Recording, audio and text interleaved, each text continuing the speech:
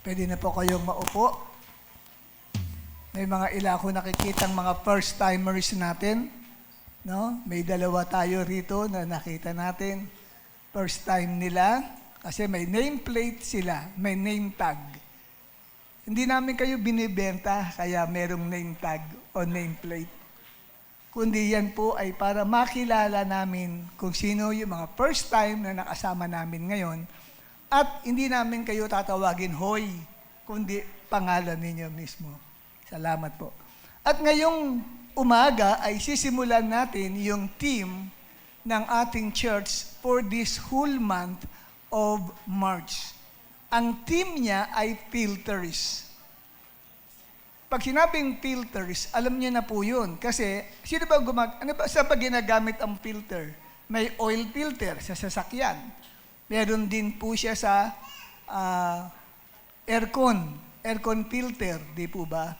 At minsan, tayo po ay may pinifilter din, lalo na po pagka nagsasalin tayo ng mga, yung nyug, yung sa nyug po ba, yung katas ng nyug, pinifilter natin yun para walang mahalong anuman pong nyug, kundi yung katas lamang ng nyug. Yun po yung team natin for this whole month of March. And with that, from that team, meron tayong unang tatalakayin which is so essential, so vital, so important na kailangang matutunan natin.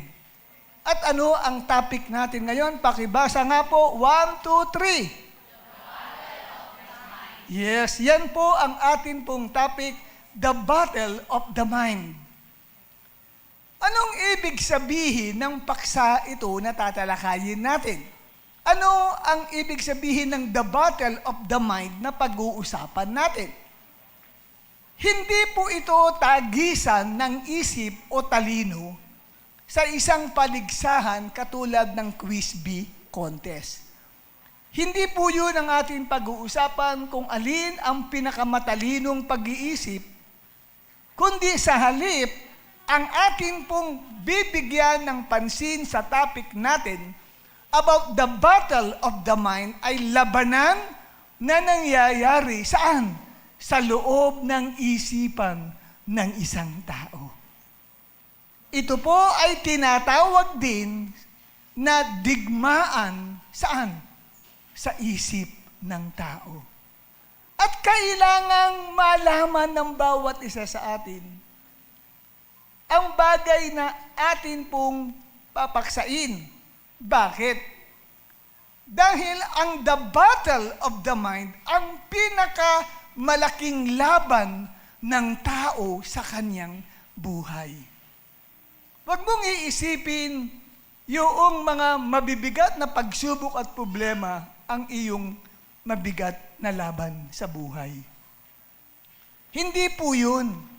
Kundi ang pinakamabigat na malaking laban na hinaharap ng lahat ng tao ay sa kanyang isipan. Why? Ang isipan ay ang pangunahing battlefield ng buhay. Ulitin ko po, ang isipan ang pinakapangunahing battlefield ng buhay. Anong ibig sabihin ng battlefield? Yan, para po hindi na kayo mag-isip. Nilagay ko na po dyan. Para pag nagkikwentuhan kayo at medyo hindi mo napakinggan yung paliwanag ko, tingin ka lang na sinasabi ko. Hindi ka nawawala. Ang battlefield ay isang lugar kung saan nagaganap ang labanan sa pagitan ng mabuti at masamang pag-iisip. Saan nagaganap ang battlefield? Turo mo sa ating isipan. Yan po, nariyan ang matinding labanan o matinding giyera. 24/7 ay nasa giyera ang isip mo. Okay? At ang labanan ay nangyayari dyan sa isip mo. Ngayon, sabi ko sa inyo, may labanan na nagaganap between good and evil. Saan nagaganap? Sa isip. Naglalaban ang mabuti at ang masamang isipan. Saan nangyayari? sa mind natin. Ngayon, kapatid, kailangan una matutunan muna natin ang pinanggagalingan ng masamang pag-iisip. What is the origin of evil thoughts? Okay? Ano ang pinanggagalingan ng masamang pag-iisip? Number one, ang pinanggagalingan po niyan ay ang makasalanang kalikasan ng tao. In English ay sinful nature, na mababasa din ninyo sa Bible. Ang tao po ay may tinatawag na sinful nature. Ito po yung kalikasan ng tao na nakasandal sa masama. Nakakiling, ibig sabihin ng sandal, kiling, nakakiling sa masama. Bias siya. Sabihin bias, ayaw niya sa mabuti, gusto niya sa masama. At dahil sa kasalanan na pumasok sa mundo, nagkaroon po ng isipan ang tao na ayaw magpasakop sa Diyos. Nagkaroon ang tao ng isipan na sumasalangsang sa kalooban ng Diyos. At yan ay mababasa natin sa aklat ng Jeremias 17, talatang 9 hanggang 10. Ano ang sabi na propeta Jeremias? Ang puso ay mandaraya higit sa lahat ng bagay. Sino ang nakakaunawa sa puso ng tao? Ito'y mandaraya at walang katulad. Wala nang lunas ang kanyang kabulukan. Akong si Yahweh ang sumisiyasat sa isip at sumasaliksik sa puso ng mga tao. Ginagantimpalaan ko ang bawat isa ayon sa kanyang pamumuhay at ginagantimpalaan ayon sa kanyang ginagawa. Pag inanalisa ninyo ang talatang ito, ang pinag-uusapan ay puso pero pumapasok ang isip, di ba? O nang sabi ng una pa lang, ang puso ay mandaraya ng higit sa lahat, sabi ng Bible. At ang sabi, akong si Yahweh, sumisiyasat ng isip at puso. Anong ibig sabihin niyan? Ang isip ay bahagi ng puso at ang puso ay bahagi ng isip. Pag sinabing puso, hindi po yung literal na heart natin na tumitibok. No? Yung puso po ay abstract yan, hindi yan nahahawakan. Ngunit binubuo ng tatlong bagay ang puso ng tao. Una, pag-iisip. Ikalawa, damdamin. Ikatlo, kalooban. Kaya po, pag sinabing puso, hindi pwedeng ihiwalay mo ang isip. Dahil pag ang puso walang isip, hindi kumpletong puso yun. Pag damdamin lang at kalooban at walang isip, hindi kumpleto siyang puso. Okay? At hindi pwede na ang puso ay walang isip at ang isip ay walang puso. Hindi po sila pwedeng paghiwalayin. Inseparable po itong tatlong bagay na ito. Kaya pag sinabi ang puso ay mandaraya ng higit sa lahat, may mandarayang isip na sa atin ay lumalaganap. Kung kaya't makita natin na galing yun sa ating makasalanang pagkatao. Ang sinful nature actually, yan po ay evil thoughts. Sa unang Pedro 2, talatang 11, sa sulat ni Apostol Pedro ay sinasabi, mga minamahal, nakikiusap ako sa inyo bilang mga dayuhan at pansamantalang naninirahan lamang sa daigdig na ito. Talikuran na ninyo ang mga pagnanasa ng laman na nakikidigma sa inyong mga sarili. So, ang tawag sa mga believers o Christians ay mga tourist, pansamantala lang na naninirahan sa mundo. Dahil ang mundong ito, hindi ito ang tunay nating tirahan. Ang tirahan natin ay ang langit. At ang sabi rito, talikuran na raw ng bawat mga mananampalataya ang pagnanasa ng laman. Pag binasa ninyo sa English, sinful nature ang nakalagay. Ngayon, ang pagnanasa ng laman o sinful nature ay evil thoughts po yan. Yan po'y masamang pag-iisip na kinukontra niya at hindi nagpapasakop sa kalooban ng Diyos. Kaya makikita ho ninyo sa Romans chapter 8 verse 5 ay may sinasabi, "For those who live according to the flesh, set their minds on the things of the flesh." Yan daw pong nabubuhay sa pagnanasa ng laman, yung isip daw po ang gumagana dun. Ito yung uri ng isip na kung saan ay punong-puno ng kasamaan. Pero yung mind natin ay neutral. Meron tayong isip, neutral yan. Ngayon, meron pong evil thoughts na siyang kakatok dyan, gustong pumasok, gustong mag-conquer ng mind natin. Pag sinabing neutral, walang kinakampihan yung isip. Okay? Hindi siya kumakampi sa mabuti, hindi rin kumakampi sa masama.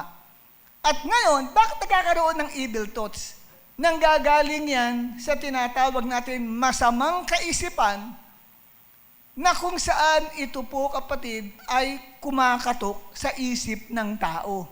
At pag pinagbuksan niya, yung evil thoughts, yung sinful nature, ibig sabihin, magkakaroon ito ng karapatan para kontrolin ang buong isipan mo. Kaya pwedeng the whole day, sama-sama ng isip mo. No? Pwedeng makaranas ka ng immoral thoughts. Pwedeng makaranas ka, kapatid, ng mga lustful thoughts.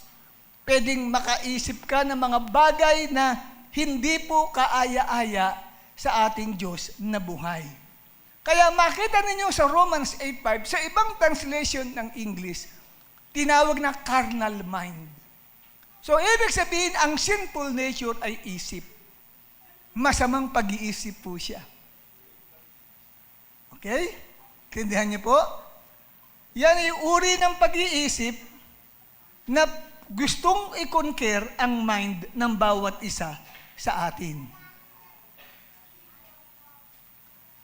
Ang ikalawang pinanggagalingan ng evil thoughts, ano yung unang pinanggagalingan? Makasalanang pagkatao o tinatawag nating pagnanasa ng laman. Ano yon? Masamang isipan yun. Okay? At ang ikalawa po na pinanggagalingan ng evil thoughts ay tukso at kasinungalingan ni Satanas. Ang ikalawang pinanggagalingan ng masamang pag-iisip ay si Satanas. Kasi si Satanas po ay nagtatanim ng mga maling idea o kaalaman sa isip ng tao. Tingnan po ninyo ang isang halimbawa natin sa 1:13 talatang 2. Paano lumagay sa isipan ni Judas Iscariote na ipagkanulo niya ang Panginoong Jesus? Di ba? Paano, kapatid, na nagplano siya na ipagkakanulo niya si Jesus? Di ba masamang pag-iisip po yun? Ang sabi, inilagay ng dyablo, si Satanas, sa puso ni Judas ang pagtataksil kay Jesus. Parang isang asawa na nagtataksil sa kanyang asawa, bakit sumagi sa isip niya magtaksil? Isa dito, nilagay ni Satanas yun sa mind niya. Pero kumakatok muna yun. Tok, tok, tok, pwede bang pumasok? Nasa sayo kung pagbubuksan mo.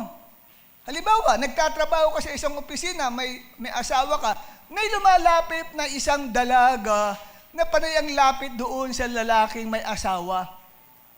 Ngayon, dahil gusto maging close, kumakatok ngayon doon sa lalaki. Yung thoughts na sinasabi galing kay Satan. Di ba?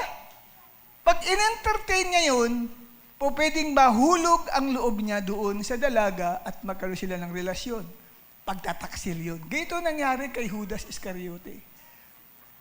Inilagay ng dyablo sa puso. Sabi niya, sa puso, di naman sa isip. Teka muna, hindi mo pwedeng ihiwalay ang puso sa isip. Dahil ang isip ay binubuo, ang puso ay binubuo ng isip, kalooban, at damdamin. So, pag sinabing inilagay sa puso, saan inilagay? Sa isip. Inilagay sa isip ni Judas ang pagtataksil. Kaya lahat ng mga nagtataksil ay biktima ni Satanas. Saan umaatake? Hindi sa ilong, hindi sa bibig, hindi sa tenga, kundi sa isip. Inilalagay po yan ng dyablo. Ganyan si Satanas. At ang dyablo ay nagtatanim din ng panlilinlang at kasinungalingan sa isip ng tao.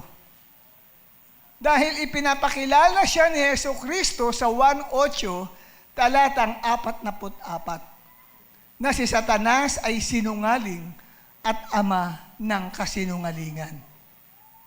Halimbawa po ng pagsisinungaling ng dyablo ay ipapaisip sa iyo na hindi ka mahal ng Diyos.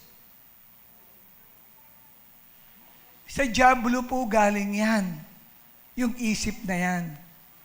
At pag kinausap mo yung tao, dumadaan sa maraming problema, namatayan o marami po siyang mga naranasang traumatic experiences sa buhay, alam mo, mahal ka ng Diyos. Hindi ka mahal ng Diyos. Ganun ang mga sagot niyan. Nagsisisigaw pa yan. At pwedeng isipin ng tao, hindi ako kayang patawarin ang Diyos sa mga pagkakasala ko. Pastor, hindi na ako kayang patawarin pa. Bakit sumagi sa isip mo yan? Sino naglagay niyan? Ang dyablo. At maaaring sabihin mo, lumapit ka muli sa Lord. Hindi na ako kayang tanggapin pa ng Diyos. Bakit gano'n na lang yung resistance ng tao? Kasi, ito po, ang dyablo ang nagtanim nun sa isipan niya. Yun po ay mga kasinungalingan. Kasinungalingan na hindi ka mahal ng Diyos, kasinungalingan na hindi ka kayang patawarin ng Diyos sa lahat ng mga kasalanan mo, kasinungalingan na hindi ka kayang tanggapin ng Diyos. Lahat yan ay kasinungalingan. Bakit? Sapagkat Roma 5, talatang 8 ang nagpapahayag, sabi ng Bible. Ngunit pinatunayan ng Diyos ang kanyang pag-ibig sa atin. Paano raw pinatunayan ng Diyos na mahal tayo ng Diyos? Nang si Kristo ay mamatay sa cross. Hanggang ngayon, yung katotohanan yun ay hindi nabubura. Kaya nga, meron tayong simbolo ng cross dito na nagpapaalala sa ating lahat na yung cross ay patunay na mahal ng Diyos ang lahat ng tao. Hindi niya ibig na ang tao ay mapahamak. Kaya huwag mong iisipin na hindi ka kayang tanggapin ng Diyos. Huwag mong iisipin na hindi ka kayang patawarin ng Diyos sa anumang grabing kasalanan na nagawa mo sa iyong buhay. Sapagkat ang pagpapatunay na mahal ka ng Diyos ay ang kamatayan ni Jesus sa cross. Kaya whenever you see the cross, it reminds you of how God loves you. Kaya anong sabi ng John 3:16? Pakirecite nga sabay-sabay sa English. 1, 2, 3.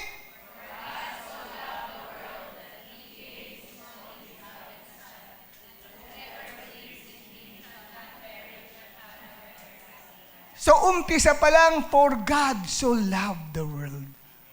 Superlative na agad ang ginagamit. Sukdulan ang pagmamahal ng Diyos. Kanino?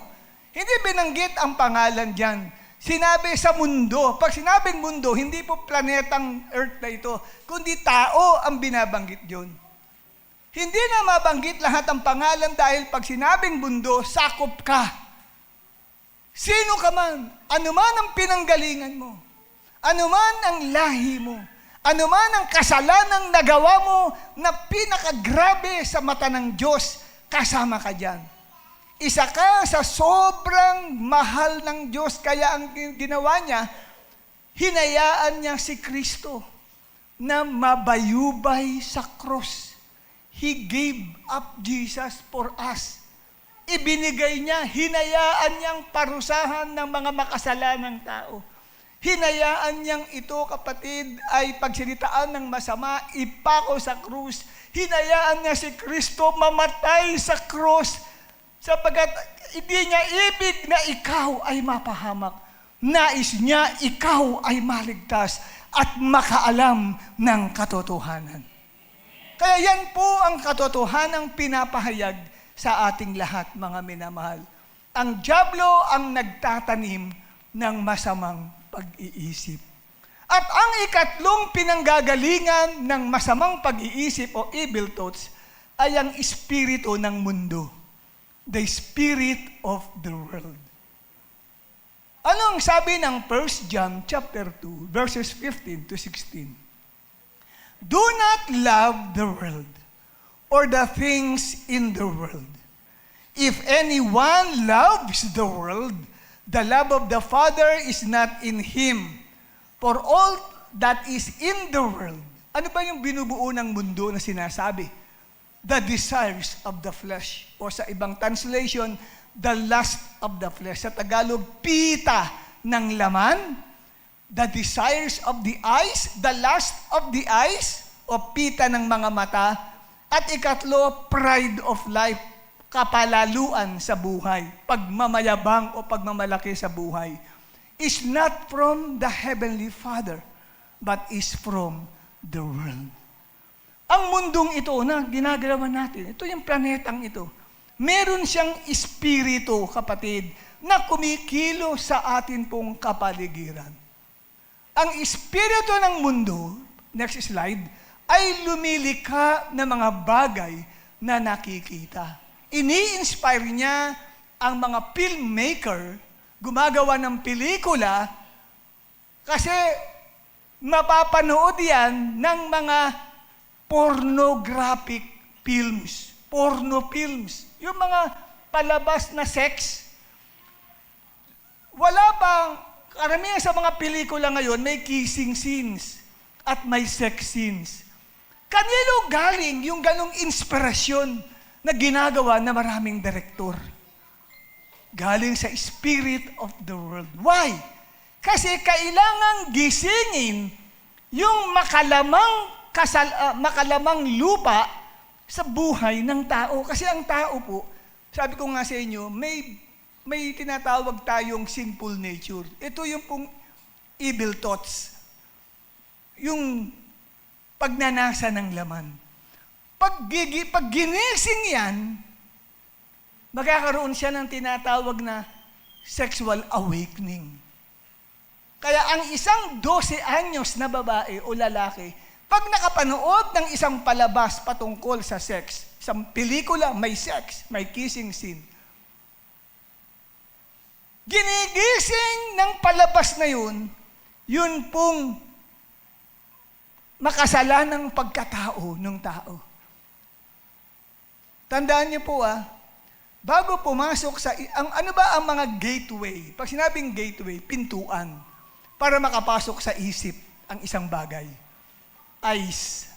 Eyes are gateways to our mind. Amen? Kaya pag may nakita kang isang bagay, pumapasok yun sa ating subconscious mind. Narirehistro po siya sa mind natin. Yan. At ang sabi rito, napapanood, nababasa, napapakinggan ng tao upang gumising ng pagnanasa ng laman. Saan? Sa isipan ng tao. Kasi yun pong pagnanasa ng laman, ang tawag ay sinful nature. Nasa tao po yun. Naka-reside lang po dito sa mind natin. Naka-standby lang po siya. Ready siyang magising at mag-take over pag po ginising yan ng espiritu ng mundo. Okay? Bakit? Dahil ang mga nakikita, naririnig at napapanood ng tao ay nakakaapekto sa kanyang pag-iisip, katulad ng pita ng laman, pita ng mata at kapalaluan sa buhay. Nagpapapasok yan ng maling kaisipan sa atin. Meron ka nang sinful nature sa mind, pinasukan pa ng spirit of the world sa mind. Kasi bakit? Pumasok yung thoughts ng pita ng laman. Thoughts ng pita ng mata at saka ng kapalaluan o kayabangan sa buhay. So tatlo na ang siyang napapasok mo sa isip mo. Okay? Sinful nature, tukso at mga kasinungalingan ng devil at ikatlo, yung espiritu ng mundo. At ang ikaapat na pinanggagalingan ng evil thoughts, mga minamahal, meron pa na gustong mag-occupy ng mind natin. Ano po yan? Past traumatic experiences. Ito po kapatid, yun pong mga nakalipas na mga matitinding karanasan na nag-iiwan ng masakit na sugat sa atin pong isipan at damdamin dahil po sa physical, verbal, at sexual abuse na nararanasan ng tao mula sa iba.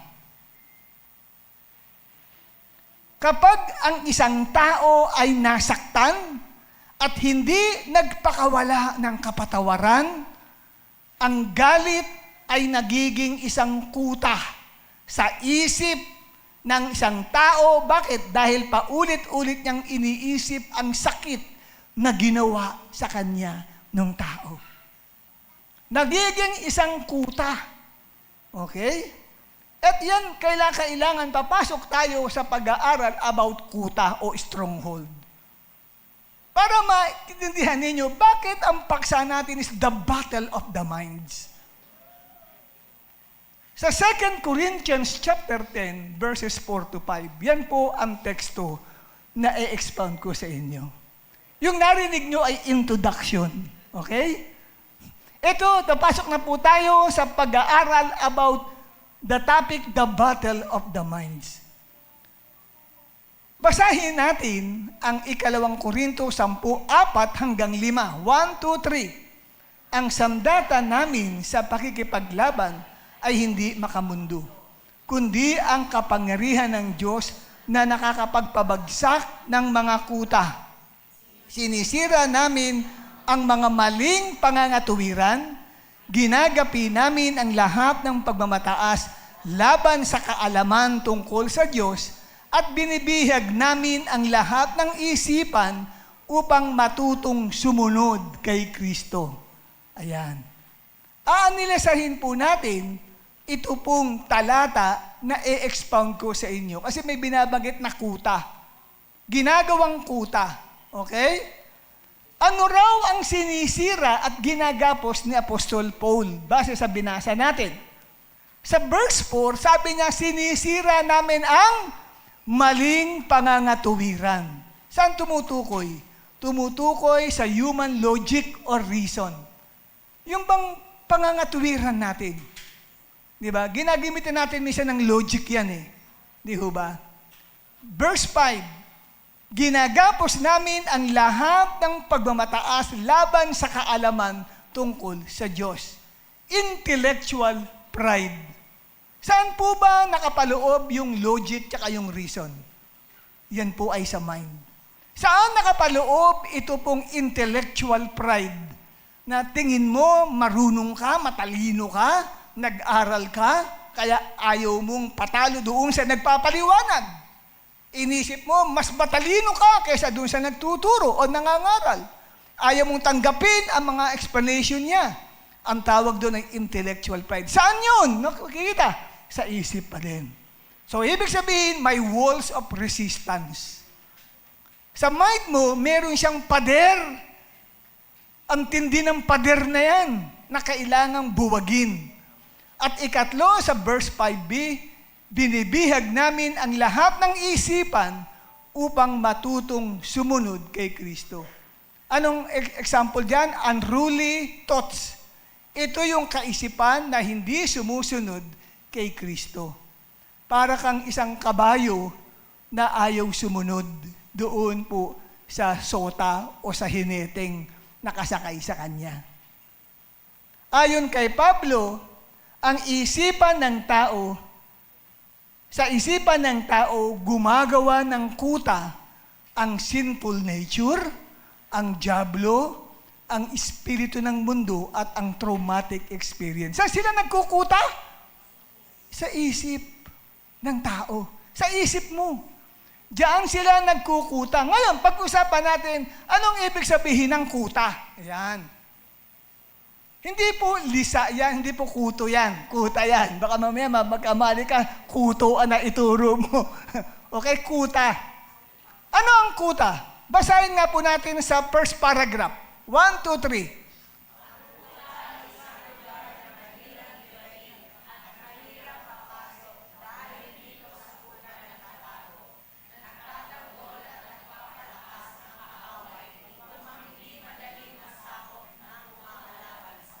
Yes, lahat tayo, hindi mo nalalaman, ang isip mo ay ginawa na palang kuta ng dyablo, kuta ng makasalanang pagkatao, kuta ng espiritu ng mundo, at kuta ng mga past traumatic experience sa life mo. Kaya kahit anong payo sa'yo, wala. Tumatanggi ang isip mo. Kaya kahit anong preaching na naririnig mo, wala. Kasi grabe yung walls of resistance niya. Ikalawang paragraph, basahin natin. 1, 2, 3.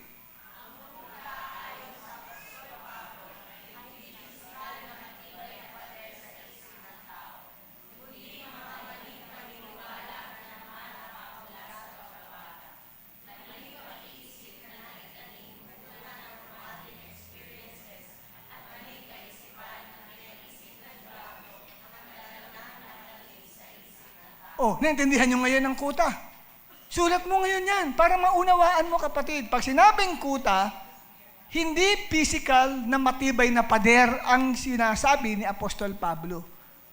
Yung kutang binabanggit niya, mga maling paniniwala na namana ng isang tao mula nang ito'y bata pa. May naipunla ng knowledge sa kanya. At yung knowledge na yun, inisip niya, totoo yun. Okay, ngayon, nang ikaw ay naka-attend sa ganitong gawain, yung natutunan mo nung bata ka pa, nakagisnan mong paniniwala, taliwas doon sa naririnig mong pangangaral mula sa Bible. Nagkakaroon ngayon ng walls of resistance. Nagda-doubt ka ngayon. At iniisip mo, hindi, sabi ng lola ko, sabi ng nanay ko ako ay lumaki, at lumaki ako sa kumbento, ako, ganyan eh. Kaya pagdating sa Bible, rejection agad. Kasi ibig sabihin, matindi yung kuta ng kaaway sa mind mo. Hindi mo siya matanggap. Kaya, akala ngayon nag-invite, babalikan next Sunday. Pinagtataguan mo na siya. Bakit? Iniisip ngayon nung nag-invite, wala, mahina akong klase, ayoko na mag-i-invite. Hindi niya alam, grabe yung kuta ng isip na ni-invite mo, hindi ganun kadali akayin siya eh. Hindi ganun kadali mag-akay ng tao. Kasi ang kailangang makonquer mo, yung mind ng tao. Kasi may nakapag-conquer na dyan. Ano yun? Yung maling paniniwala na binabanggit din ni Pablo, na pwede po ito ay namana niya mula pa ng pagkabata. O kaya maling pag-iisip na naitanim bunga ng kanyang traumatic experiences. Na dahil sa trahedyang dumating sa kanya, ang naisip niya, pinabayaan ako ng Diyos. Halimbawa, na-rape siya. Tapos inisip niya, ba't pinayagan ito ng Diyos mangyari sa akin? Kaya pag ino-over sa kanya yung pagmamahal ng Diyos, grabe yung walls of resistance. Grabe, ang tibay nung pader. Ang tibay nung defense sa isip niya. No, ayoko, mahal ka ng Diyos. Hindi totoo yan. Nagwawala pa siya. Ayaw niyang paniwalaan ang pinaliliwanag ng preacher o ikaw mismo na nag-share doon sa tao. Kasi inisip niya, pinabayaan siya. Naging kuta ni Satanas yung isip ng tao. At ang sabi rito, maling kaisipan na pinaisip ng dyablo na matagal nang nakatanim Hindi po agad-agad ngayon lang kaalaman na yan. Hindi po. Pag po yan ay nilaro sa isipan, anumang bagay na pag-iisip, ito man ay masama, ito man ay galit, ito man ay puot, nilaro mo sa isipan mo yung ginawa sa yung hindi maganda. Sa kalaunan, nagiging isang kuta na siya. May magre-resist na po siya, kapatid. In other words, ang kuta sa isip ng tao ay wrong mindset. Meron na siyang maling mindset o nakaset up na sa isip niya. Yan po, kapatid, ang nangyayari o nagaganap. Ngayon, ano ang dapat mamahala sa isipan ng tao? Kanina pinag-uusapan natin ang evil thoughts. Ngayon naman, pag-usapan po natin, kapatid, ay ang mind of Christ, ang kaisipan ni Kristo. Ito ang dapat mamahala sa mind natin. Hindi ang evil thoughts na nanggagaling sa ating sinful nature, hindi evil thoughts galing sa diablo, galing sa espiritu ng mundo, galing sa traumatic experience, kundi sa halip, dapat ay galing sa kaisipan ni Kristo. Sabi ng unang Korinto 2, talatang 16, sino ang nakakaalam ng pag-iisip ng Panginoon? Sino ang makapagpapayo sa Kanya? Ngunit nasa atin ang pag-iisip ni Kristo. Sinusulatan po niya dyan ay ang mga mananampalataya. Anong ibig sabihin nito? Nang tayo ay sumampalataya kay Kristo, tinanggap mo siya bilang Panginoon at tagapagligtas ng iyong buhay at naranasan mo ang born-again experience, binigyan ka ng kaisipan ni Kristo. Meron ka niyan. Andyan yan sa mind mo. Inilagay ng Diyos yan sa'yo. Bilang panlaban doon po sa evil thoughts na nariyan na din. Kaya, tingnan niyo, bago gumawa ang isang bagay, di ba? Bago ka makagawa ng isang bagay, nag-iisip-isip ka pa. Gagawin ko kaya ito, kaya lang, ay, baka, mag-iisip ka pa eh. Ano ba, ikaw kapatid ay bibili ng damit. Nakita mo yung isang damit, ang ganda nito. Kaya lang, low plunging, kita ang pisngi ng aking papaya dito.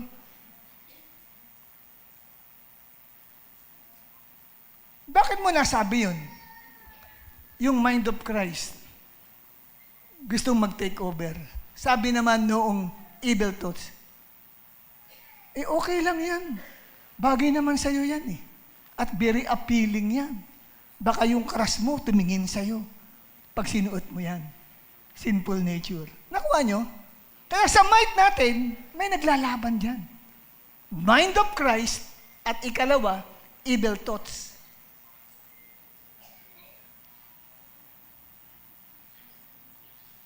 Kaya binabanggit ko na the battle of the minds. Next slide natin.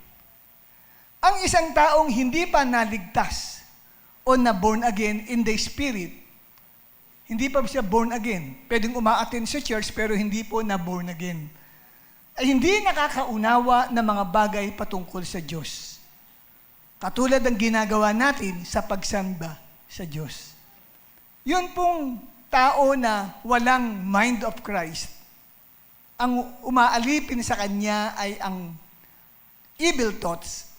Nakikita tayo na masaya tayong nagpupuri, pero pagdating sa worship, mamaya, yung masaya ka, pumapalakpak ka pa, mamaya, umiiyak ka na with matching tulo ng luha at uhog. Okay? Sa ibang tao, nang tignan ka, kalukuhan naman yung ginagawa nitong katabi kong ito. Dahil sa isip nila, bakit papaiyak-iyak pa to? Umaawit lang naman para sa Diyos ha. Ba't may mga matching pa, iyak-iyak pa siya, paluhod-luhod pa? Hindi kanya nauunawaan. Kasi gawa ng Diyos yun. Dahil ang meron siya ay ang makalupang pag-iisip. Samantalang ikaw na may mind of Christ, totoong nakakaunawa na alam mo ang bagay na yun ay hipo ng Panginoon sa damdamin ng isang tao. Hindi yun pagiging emotional ng tao, kundi hipo ng Diyos sa kanyang damdamin. Bakit mo na unawaan yun? May spiritual discernment ka. Kasi yan po ang tinuturo ng mind of Christ. ang may kaisipan ni Kristo, ito po ay tumutukoy din, kapatid, hindi lamang po mga kapatid, na ang mind ni Christ ay tumutukoy sa kakayahang mag-isip, kakayahang umunawa, at tumingin sa mga bagay ayon sa pananaw ni Kristo. Ito ang isipan na kayang maunawaan ng mga bagay ng Diyos. Binibigyan tayo ng spiritual discernment nang tayo ay ma-born again. Kaya ang mind of Christ, ikalawa, ito ay tumutukoy sa paraan ng pag-iisip ni Jesus na hindi makasarili. Yun yung mind of Christ, kundi sumusunod sa kalooban ng Diyos. Yun po ang binigay sa atin. Kaya sa mind natin, ang dami nakalagay dito. Ang dami nakapaloob dito. Andyan ang mind of Christ, ang tinanggap mo si Jesus Christ. Nandyan din, kapatid, ang evil thoughts, galing sa diablo, galing sa makasalanang pagkatao, galing sa espiritu ng mundo, at galing sa mga traumatic experiences na naranasan mo. Ngayon, yung mind of Christ na sinasabi, pag-iisip yan ni Jesus na nilagay sa iyo. Hindi selfish, kundi andun yung pag-iisip na sumunod kay Jesus. Pilipos 2, talatang 5, talata hanggang 6. Sige. Basahin po lang sa ibaba po. Naway magkaroon kayo ng kaisipan na tulad ng kay Kristo Jesus. O yan, sinasabi ni Pablo. Naway magkaroon kayo ng kaisipan. Meron tayong isipan katulad ni Jesus. Ano ba yung isip ni Jesus? Pinaliliwanag po rito sa verse na ito. Kahit taglay niya ang kalikasan ng Diyos, hindi niya ipinagpilitang manatiling kapantay ng Diyos. Sa halip, kusa niyang binitawan ang pagiging kapantay ng Diyos at namuhay na isang alipin. Ipinanganak siya bilang tao. At nang siya'y maging tao, nagpakumbaba siya at naging masunurin hanggang kamatayan, naging ito man ay kamatayan sa krus. So makikita natin sa talatang ito, yan sa Pilipos 2, 5 hanggang 6, ang isipan ni Kristo, una, isipan na maglingkod sa Diyos. Bakit? Mas ginustupan niya na siya ay maging alipin kesa siya, kapatid, ay parang maging kapantay ng Diyos. Kaya siya po, bagamat siya'y Diyos, pero nag-anyong tao at ang sabi ay nag-anyong isang alipin. Naglilingkod. Ang alipin ay naglilingkod. So, ang kaisipan ni Kristo ay kaisipang gustong maglingkod sa Diyos. Pero ang evil thoughts, ayaw niyan. Gusto niyang paglingkuran ang sarili niya, hindi ang Diyos. Okay? Aayaw yan. Ang gusto niyang paglingkuran ng sarili niya, swimming ngayon. Tama ako. Sabi ng pamilya ko, may swimming. Yes, volunteer ka kaagad. Kasi isip mo, nangingibabaw yung makalamang pagkatao. Pero kung ang mind of Christ ang nagte-take over sa mind mo, ay sorry man, di ako makakasama. Alam niyo naman, committed ako sa gawain sa Panginoon eh. Gusto kong mag-serve kay Lord eh. Yun po yun. Kaya alam doon ang pwedeng mangibabaw sa isip mo, kapatid. Ikalawa, isipan na mababa ang loob, walang pride. Anong sabi ng binasa natin kanina? Ipinanganak si Kristo bilang tao at nang siya'y maging tao, nagpakumbaba siya. Di ba sabi ng talatang 5, gayto rin nawa ang kaisipan ninyo katulad kay Kristo. Bagamat siya'y nasaan yung Diyos, pero binaliwala niya ito. Siya ay naging tao at naging isang alipin. At ikalawa, ipinanganak siya bilang tao at nang siya'y maging tao, nagpakumbaba siya. So yung mind of Christ, yung isip na yun, ito'y isip ng pagpapakumbaba. Pero yung makalamang pag-iisip na nasa mind natin, yan ang isip ng mapaghambog, mapag-judge sa kapwa niya. Kaya kung may sumasagi sa'yo sa isip mo na, patawarin mo na siya. Sabi naman ng makasalanan mong pagkatao dito sa mind mo, wag, argabyado ka. Ba't mo siya patatawarin? Patatawarin ko ba o hindi? Nag-iisip-isip ka ngayon, Lord, tulungan mo ako. Parang gusto ko nang patawarin yung tao, kaya lang parang mayroon namang sumubulong sa isip ko, wag. naglalaban. Ang tawag ay battle of the mind. Tindihan niyo po ako, kapatid? Nangyayari yan sa buhay po natin. At ikatlo, isipan na maging masunurin sa kalooban ng Diyos. Ano ang sabi ng verse 8? Naging masunurin si Kristo hanggang kamatayan. Maging ito man ay kamatayan sa cross. Yan ang sabi ng Pilipos 2. Yan ang pag-iisip ni Kristo. Pag-iisip na masunurin sa kagustuhan ng Diyos. Kahit hindi niya gusto kung anong will ni God, basta kalooban mo, sige. Kahit hindi ko type yung gusto mo para sa akin, sige, gusto mo eh. Yun po yun. Amen, mga kapatid? Gusto mo, kapatid, na ikaw ay magmisyon. Saan? Sa Amerika. Kaya lang gusto ng Diyos, doon ka sa Sulu, sa Tawi-Tawi. Kung yun ang gusto ng Diyos, sige. Ganun po yun. Yan ay kaisipan ni Kristo. Handang sumunod sa gusto ng Diyos.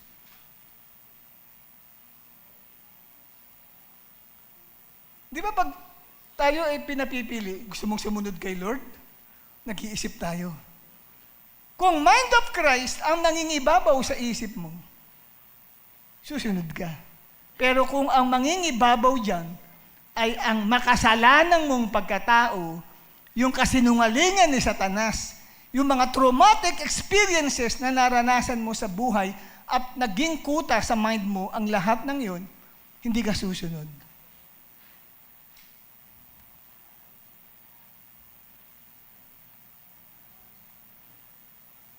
Kaya ano ang labanan ngayon na nagaganap sa isip ng tao? Ang labanan ay the mind of Christ versus evil thoughts. Nariyan yan sa isip mo. May gerang at 24/7 yan. Paggising mo pa lang sa umaga, nagkamalay ka, start na ng gera. Start na ng war. Paggising mo sa umaga, kasi pag tulog ka, walang kamalayan ng mind mo, hindi gumagana. Di ba? Pero pag ikaw ay nagmulat na ng mata, start na po ng panibagong gera. Ang naglalaban, ang mind of Christ at ang evil thoughts sa isipan mo. Kaya kung sino man ang payagan mo na kumontrol sa isip mo, siya ang may kapamahalaan sa buhay mo. Sino sa dalawa ang papayagan mong kumontrol ng mind mo? Why? Because our mind is neutral. Binanggit ko na yan kanina para maging maintindihan ninyo. Pag sinabing neutral, walang kinikilingan ng isip ng tao. At ang mind natin, pag sinabing mind, ito ay neutral. It is the center of our decision. Nagde-decide tayo sa pamagitan ng isip. Sino sa inyo, hindi kayo nagde-decide gamit ang isip? Hindi nyo ginagamit ang isip nyo, taas ng kamay. Ang tawag doon, abnormal. Hindi ba? Pakikalabit nga katabi mo, sabihin mo, kapatid, gumising ka sandali. Normal ka pa ba? Di ba? So, ang mind is the center of our decision. Ang mind is the center of our belief. Yung paniniwala mo, nasa mind yan. At ito pa, mind is the center of our direction in life. Kung saan patungo ang buhay mo, ang nagdi-decide, yung iyong mind. Yung neutral mind. Kaya lang, depende kung sino naman ang nangingibabaw dyan sa mind mo. Is it the mind of Christ or the evil thoughts ang nariyan na nangingibabaw? Kasi sabi dyan, kung ano ang kumokontrol sa isip ng tao, yun ang nagdidikta ng kanyang buhay. Ulitin natin, kung ano ang pinapayagan mo, kasi ang totoo, ikaw ang magdi-decide eh. Kaya nga may responsibility ka before God eh. Pananagutan mo. Kasi ikaw ang namili eh. Anong gusto mong maghari sa isip mo? Isip ni Kristo o isip ng lupang makasalanang pagkatao? Mamili ka. Alin doon ang gusto mong maghari sa mind mo.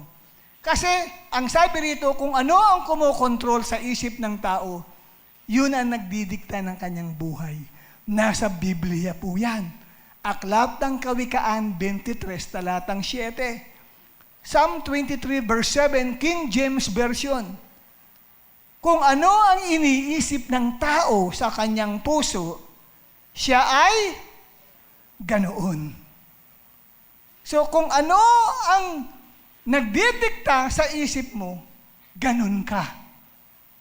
Example, kung makokontrol ng devil, makokontrol ng sinful nature, kung makokontrol ng spirit of the world, kung makokontrol ng traumatic experience, o kaya ay kung makokontrol ng mind of Christ ang pag-iisip mo, makokontrol nito ang iyong paniniwala, ang iyong kilos, ang iyong damdamin, ang iyong ugali, at pati ang kapalaran mo sa buhay.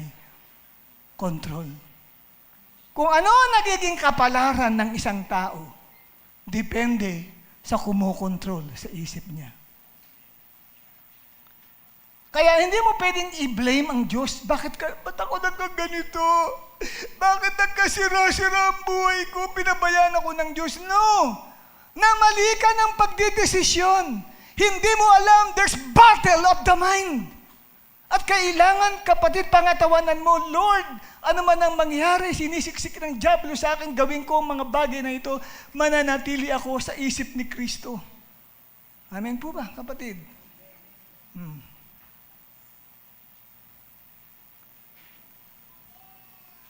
May isang Chinese ancient philosopher. He is correct, si Lao Tzu. Tama po si Lao Tzu nung sabihin niyang, watch your thoughts, they become your words. Watch your words, they become your actions. Watch your actions, they become your habit. Watch your habit, they become your character. Watch your character, it becomes your final destiny. Naniniwala ako sa sinabi ng Chinese philosopher na ito, na si Lao Tzu. Bakit? Biblical yan Bagamat Chinese philosopher, pero yung angking talino meron siya, makikita mo sa Bible. Bakit po kamo? Dahil nakita natin dito na kung ano yung nasa isipan natin, ang nagiging dahilan ng ating magiging huling kapalaran. Ang kaisipan mo ang nagiging dahilan ng iyong huling kapalaran. Di ba? Tingnan mo, bakit nabibigo ang isang tao? Lumalapit siya sa pastor, humingi ng payo. Pastor, may nililigawan po ako unbeliever po ito Anong payo ng pastor? Ay naku, doon palang red flag na. Huwag kang manliligaw sa hindi mananampalataya. Yung tao ngayon, dalawa mag-iisip yan. Susundin ko kaya payo ni pastor? Pag sinunod niya, mind of Christ ang napili niya. Pag hindi, yung gusto niya, that is called sinful nature Di ba?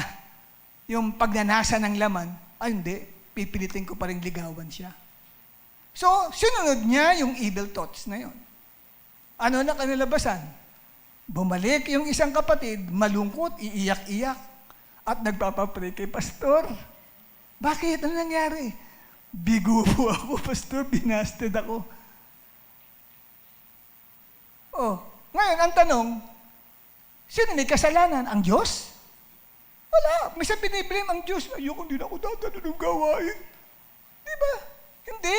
Mali ang paggamit mo. Hindi kasi niya alam that there's battle of the mind happening sa isip ng ito. Amen po ba? Turo mo isip mo. There's battle happening in my mind.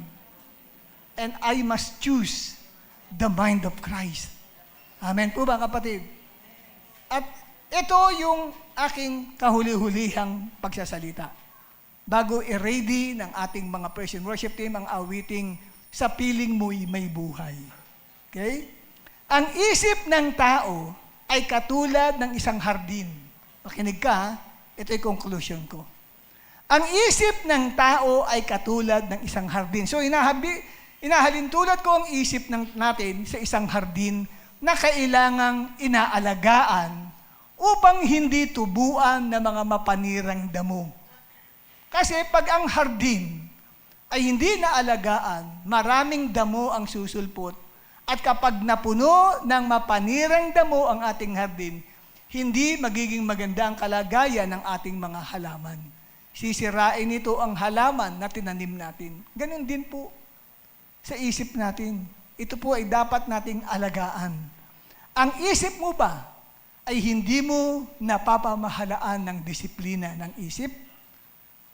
Ang isip mo ba ay parang ligaw na kabayo na hindi sumusunod sa tamang direksyon at pumapasok sa maling landas? Ang evil thoughts ay maaaring kumatok sa isip, ngunit ikaw ang magdidesisyon kung papapasukin mo ito o palalayasin mo. Magdesisyon ka ngayon. Kaya pag meron pong evil thoughts na gustong mag-take over, in Jesus' name. Minsan nagdadrive si Pastor Jace, ako ang katabi niya. Biglang in Jesus' name, sabi sa akin, pa, ano nangyari? Sabi ko, wala. Kasi biglang may pumasok sa akin na maruming pag-iisip eh. Nireview ko ang Jesus' name. Hindi ko na binibigyan ng second chance pa. Pumasok yung kaliwa, gusto pang pumasok nung kanan, review ko na agad ang inabot niya. Nawala agad. Tanong agad ni Pastor Jay sa akin, pa, ano yun? Ako, wala. Huwag mo na ungkatin. Kasi babalik na sa alaala ko. Di ba?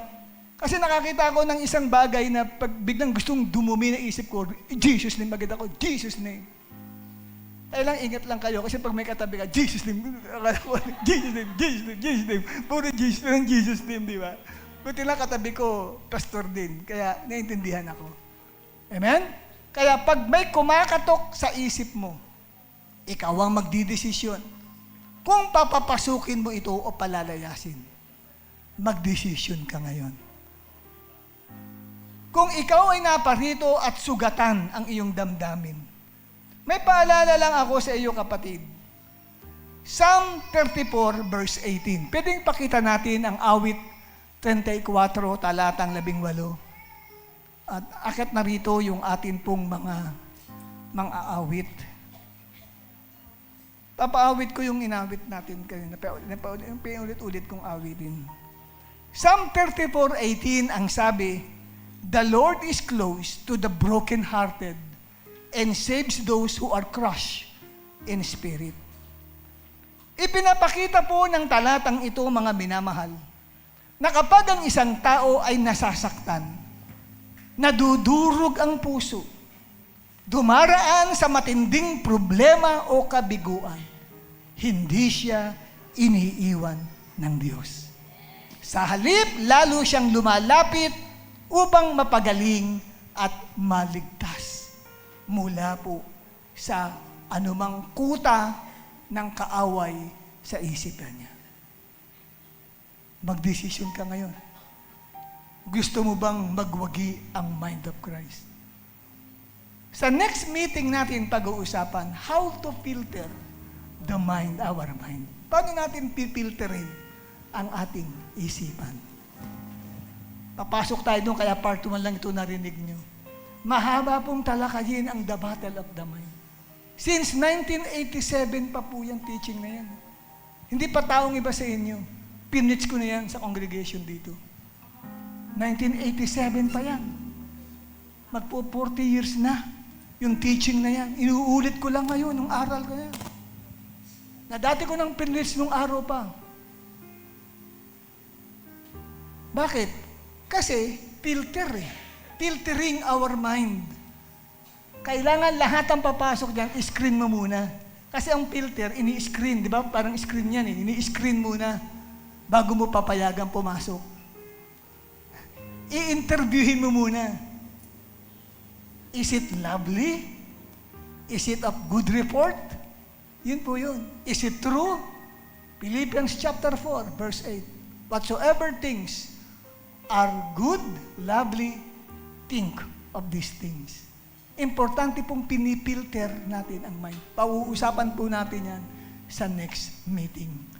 Huwag kang a-absent kasi battle of the mind ang pinag-uusapan natin at tumutukoy yan sa magiging kapalaran mo sa buhay. Pag nagkamali ka ng desisyon, pwedeng masira ang iyong kinabukasan. Sige, tayong lahat ay tumayo. At anong sabi diyon? Ang Panginoon ay malapit. Saan? Sa mga bagbag ang puso. Pakita natin yung verse na yan. Ang Panginoon ay malapit sa kanila na may broken-hearted, mga disheartened. Iniligtas ang mga may pagsisising diwa. Yung diwa, isip yan. Anong uri ng mind yan? Is it the mind of Christ? Yes, that's the mind of Christ. Pag may pagsisisi, dinidikta ng isip mo, magsisi ka, mind of Christ. Pag sinabing, di, wala ka naman nagagawang kasalanan. Yan ay evil thoughts. Galing sa diablo yun, dinadaya ka, niloloko ka. Kay Christ tayo lumapit. Siya lang ang makakatulong sa ating lahat. Huwag nating hintayin pa ang next Sunday para marinig mo how to filter our mind. At napakahalagang bagay na ito po ay iyong seryosohin. Pikit natin ang ating mga mata. So, umpisa natin. Sa buhay ko'y wala nang hahanapin pa, kundi ang manatili sa piling mo tuwina. Kay rami ng sinubukan, kay rami ng natikman, ngunit walang katulad ang iyong pagmamahal. Walang maitatago, lahat ihahayag. Sa piling mo'y may layang tumawa, tumiyak. Mga bigong pangarap na sa puso'y sumugat. Bibigyan mo ito ng lunas, babaguhin ang lakas. Sa buhay ko'y wala nang hahanapin pa, kundi ang manatili sa piling mo tuwina.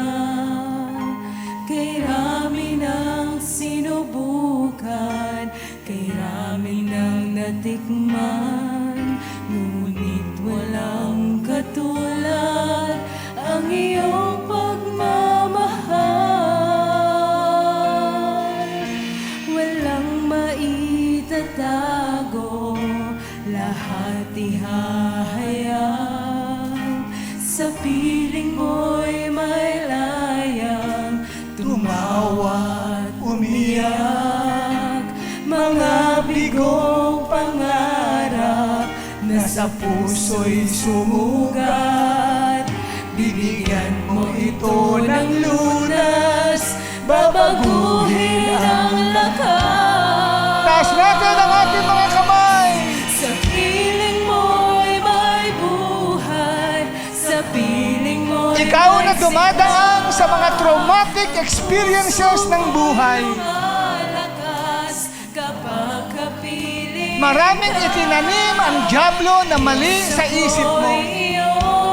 Maling paniniwala. Puso ko'y baguhin mo, pagkat Lumapit ka kay Lord. Pagaganingin ka ni Jesus. The Lord is close to the brokenhearted. sa piling mo'y may buhay. Awitin mo ito galing sa iyong puso. Ang puso ko'y lumalakas kapag kapiling ka. Diyos ako'y iyong iyo, ang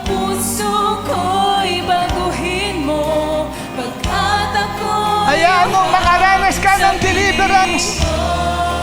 Nakikita ko ang kamay ng Panginoon napakalaki at ipapatong yan sa iyong ulo, sa iyong isipan. Uuwi ka, babaguhin ng Diyos ang iyong pag-iisip. Mangingibabaw ang kaisipan ni Kristo sa isipan mo. Kapiling ka, Diyos ako'y iyong-iyo. Ang puso ko'y baguhin mo, pagkat ako'y uhab sa piling mo. Sa piling mo'y may buhay, sa piling mo'y may sigla. Ang puso ko'y lumalakas kapag kapiling ka. Diyos ako'y iyong-iyo. Ang puso ko'y baguhin mo, pagkat ako'y uhab sa piling mo. Sa piling mo'y may buhay, sa piling mo'y may sigla. Ang puso Hayaan mong ko'y hipuin ka ng Diyos sa iyong kinatatayuan. kapiling Maramdaman mo yung hipo ng Diyos ako'y sa mga pinagdadaanan mo sa iyong buhay. Lord, touch our mind! Lord, touch our mind! In Jesus' name! Sa piling mo'y may buhay, sa piling mo'y may sigla. Ang puso ko'y lumalakas kapag kapiling ko. Diyos ako'y iyong-iyo. Ang puso ko'y baguhin mo, pagkat ako'y One more uhab sa time! piling mo. Let the Lord touch your mind! Let the Lord touch your mind! Mo'y may buhay, sa piling mo'y may sigla. Ang puso ko'y lumalakas kapag kapiling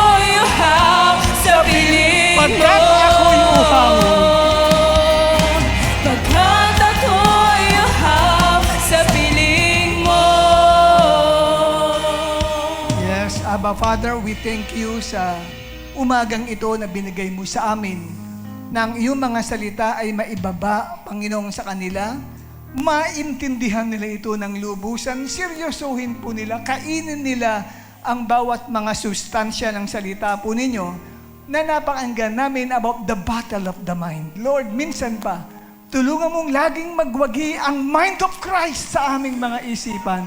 Lagi naming pipiliin ang isipan ni Kristo. Isipan sumusunod sa iyo. Isipan nagpapakumbaba. Isipan na gustong maglingkod sa iyo, Panginoon. Salamat po. At maingat ko pong ibinibigay sa iyo ang lahat ng papuri, kalwalatian, kapurihan at karangalan. Sa pangalan ni Jesus, and everybody will shout, Amen!